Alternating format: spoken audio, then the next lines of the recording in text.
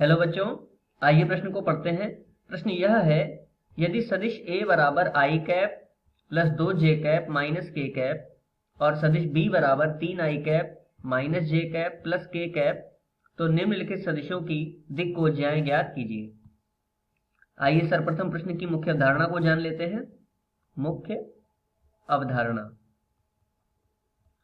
यदि हमें कोई सदिश दिया जाए, सदिश a बराबर ai plus bj plus c k, तो उनके लिए दिक्कोज्याएं क्रमशः l बराबर होंगी i का गुणांक अर्थात a बटे में वर्गमूल में i के गुणांक की घात 2 अर्थात a की घात 2 प्लस j का गुणांक तो b की घात 2 प्लस k का गुणांक c की घात 2 तथा m बराबर इसी प्रकार b बटे वर्गमूल में a की घात 2 प्लस b की घात 2 प्लस c की घात 2 और इसी प्रकार n बराबर c बटे वर्गमूल में a की घात 2 प्लस b की घात 2 प्लस c की घात 2। इस प्रकार हम किसी भी सदिश के लिए दिक्कोज्याएं प्राप्त कर सकते हैं।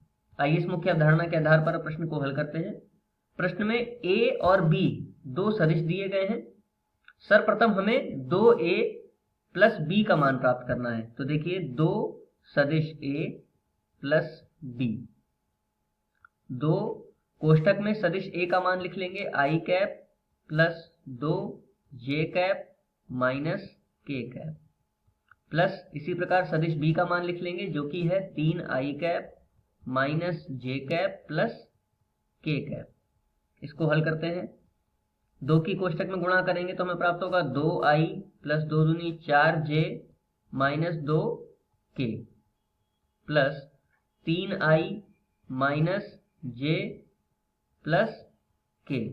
तो यदि हम i में i के पद, j में j के पद और k में k के पद को हल करें तो हमें प्राप्त होगा 2i प्लस 3i, कितना हो जाएगा 5i, 4j माइनस j तो हमें प्राप्त होगा प्लस 3j, इसी प्रकार माइनस 2k और प्लस k तो हमें मिलेगा माइनस k। इस प्रकार हमें इनका योग हमें मिल जाएगा। अब इसके बाद में हमें इनके लिए दिक्कोज्याएं निकालनी है। तो सर्वप्रथम इसको अगले पृष्ठ पर पुनः लिख लेते हैं। 5i plus 3j, 5i plus 3j minus k,